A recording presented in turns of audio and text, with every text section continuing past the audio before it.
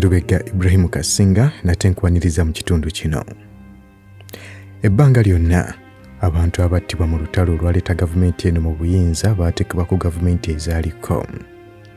Wabula mu mwaka gwa 2012 Pulezidenti Museveni lwe yavaayo n'ategeeza nga nabo bwe batta abamu ku bannayuganda kyaleetera bangi okuvaayo okumwanukula naddala abali mu gavumenti eyaliko ya Milton Obote.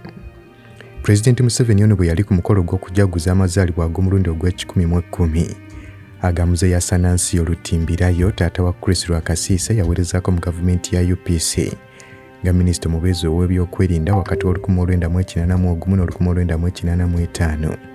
Pulezidenti Museveni yategeeza nga bwe wasaanidde okubeerawo okusonyiwagana. Pulezidenti Museveni ebigambo bino yabyogera ku lunaku lwali lwa mukaaga ng'ennaku z'omwezi 3 mwezi ogw'omukaaga 2012 ku mukolo gwa taata wa Chris Lwakasiisa eyali omuwi w'amagezi ku nsonga z'ebyokwerinda era ng'omukolo guno gwali mu Town Council y'e Kabwohe mu disitulikiti y'e Shema. Ku mukolo ogwo Pulezidenti Museveni yakkiriza nti ddala kituufu abalwanyi be batta bannayuganda oba bayite bannakibiina kya UPC bwe baali nga bali mu kulwanira obukulembeze. Museveni era n'ategeeza nti abantu bangi bali bamuganya ogenda ku mukolo ogwo kubanga gavumenti ya UPC yeyavaako okubeera nga bafiirwa abantu baabwe. Wabula ono yabategeeza nti si kirungi kubeera ng'omuntu akuumye obusungu okumala ebbanga ddene eri omuntu abeera yamukosa. Yategeeza nti abantu bangi bakyali banyiivu olwa UPC kye yakola okutta abantu baabwe. Wabula n'abategeeza nti tebalina kwerabira kubanga nabo aba NRA batta abantu ba UPC. Oluvannyuma lwa Pulezidenti Museveni okuvaayo n'ayogera ebigambo ebyo kyaleetera abantu bangi nnyo naddala mu kibiina kye UPC nga bakulembeddwamu Minisita Okero Lusima eyali omwogezi w'ekibiina ekyo okuvayo ne bategeeza nti bannayuganda tebeewuunyiza bigambo bya Pulezidenti Museveni bye yayogera nti nabo baatirimbula bannayuganda mu lutalo lw'81-86 kubanga baali bakimanyi n'olw'ensonga nti gavumenti ya UPC yavangayo n'ekyogera luno nti abakwatamundu bano bali mu kutirimbula abantu ba bulijjo babatulugunya bawamba ebintu byabwe nga muno mwe mwali n'okutta abakulembeze b'ebitundu ebitali bimu okutta abakozi ba gavumenti ssaako n'abakulembeze ba UPC. Tiwabula ebbanga ddene ye musajja mukulu Museveni ne banne bwe baali mu nsiko ettemu lino baaliteekanga ku UPC yokka ssaako n'amagye ga gavumenti agayibwenero nga bano baatuuka n'okubeera nga bakuŋŋaanya ebisigalira by'abantu okwali obuwonga n'eŋŋumbagumba ne bategeeza nti gavumenti ya UPC bonna ye yabatta. Aba UPC baategeeza nti akageri Pulezidenti Museveni gye yavaayo n'akakasa nti ddala mbutuufu nabo batta abantu b'ekibiina ki UPC ke kadde okubeera nga bavaayo boogera amazima bategeeze na luddawa gye baateekanga abantu abo be battanga. Ekyokulabirako ekirala bano kye baawa ekyongera okukakasa nti aba NRA battanga abantu kwe kuba nti ng'ennaku z'omwezi 21 omwezi ogw'omukaaga 1995 Pulezidenti Museveni bwe yali ng'ayogerako eri NRM caucus ku nsonga ezaali munda mu ggwanga lino naddala mu kaseera nga bali mu kugezaako okuleetawo nkola ya bibiina ebingi. Pulezidenti Museveni yategeeza nti Meeja General Fred Rwigyema yatta abasibe abaali bawerera ddala 8 mu 1983 nti yadde nga kino kyali kimenya amateeka g'ensi yonna agafuga entalo okubeera ng'abantu ababeera bakwatiddwa tebasaanidde kubanga batirimbulwa.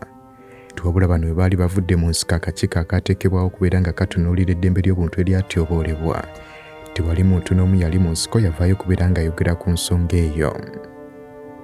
Okusinziira ku Pulezidenti Museveni yategeeza nti Rwigyema bwe yakola ekikolwa ekyo yakivumirira nnyo nga kw'otadde n'okumulabula okuba nga tagezaako okukiddamu n'omulundi n'ogumu. Pulezidenti Museveni yategeeza nti bwe baali nga bakyali mu nsiko baabeeranga n'obutakkanya ku nsonga ennene ssaako n'obusongasonga obutono. Ekyokulabirako kye yawa A'udhu billahi minash shaitani rajim. Bismillahir rahmanir rahim. Assalamu alaikum wa rahmatullahi wa barakatuhu. Nze Haji Kaboggoza omusomi w'edduwa ntereeza ensonga z'amaka ebyenfuna n'endwadde ezitategeerekeka. Haji Kaboggoza omusomi w'edduwa nsiŋŋaanibwa ekitigoma ku Rwejjinja. Bw'obanga otuuse ekitigoma mu ttawuni ku siteegi osobola okuba ku nnamba z'essimu ezo z'olaba zitambula. Gwe wenna ali ewala oyinza okuyita ku mukutu gwaffe ogwa WhatsApp ku layini eyo eya MTN obudde bwonna mbeerako. Ekyokulabirako kye yawa kwe kutegeeza nti yali yawera okubanga batirimbula abasibe ababeera bakwatiddwa tuwabula abamu ku balwanyi babaali balina endowooza entono nga bakulembeza tribe zaabwe ku nsonga z'ebyobufuzi ng'ate n'ebyobufuzi ebiri modern baali tebannabitegeera. Bano bamuwakanyanga olw'ekiteeso ekyo nga bo baagala nnyo okukulembeza ekyokuwolera mu kifo ky'okusonyiwagana n'okuyisa ensonga mu mateeka. Nga y'ensonga lwaki Fred Rwigyema enfunda eziwera yamenyanga ebiragiro bya Museveni bye yalinga awadde. Era nti oluvannyuma lwa bano okubeera nga balumba Luweero ng'ennaku z'omwezi 16 omwezi gwali gwa 7 1993, musajja mukulu ono Rwigyema yatta abasibe 8 abaali bakwatiddwa ng'ali mu kwesasuza olw'okuba nti baali bassa abantu baabwe abaali bawerera ddala bana okwali ne Kakwenzi, nga Kakwenzi ono yali mukwano gwa Fred Rwigyema.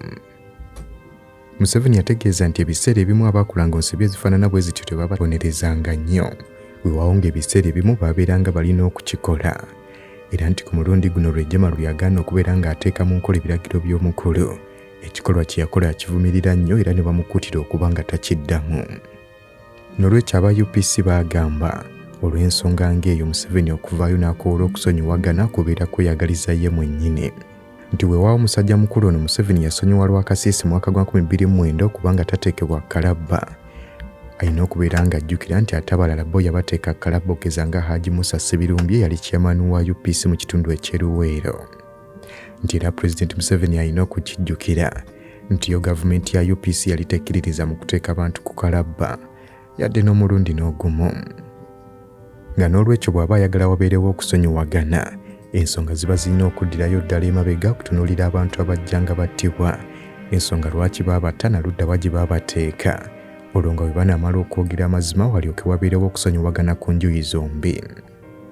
Mr. Okello Lusima yayongerako nti baba tebatunuulira butunuulizi bantu battibwa mu kitundu eky'Eruweero oba mu lutalo lwa 81 ne 86 wokka, wabula babeera balina okutunuulira ettemu lyonna erize libeerawo mu ggwanga omwali abantu 33 abaatirimbulwa ku nguudo z'omu kibuga Kampala ng'ennaku z'omwezi 10 Septemba 2009, abantu abattibwa mu mambuka g'eggwanga erya Uganda wakati w'86 ne 2008, abantu abattibwa mu kitundu ekyamukula mwaka gwa 1987, abantu abaatirimbulwa mu kitundu ekya Ombach mu West Nile, teekako abasiraamu abattibwa mu kitundu eky'Eshema Nankole mu 79, ssaako n'okutirimbula okulala okuzze kubeerawo mu bitundu eby'enjawulo.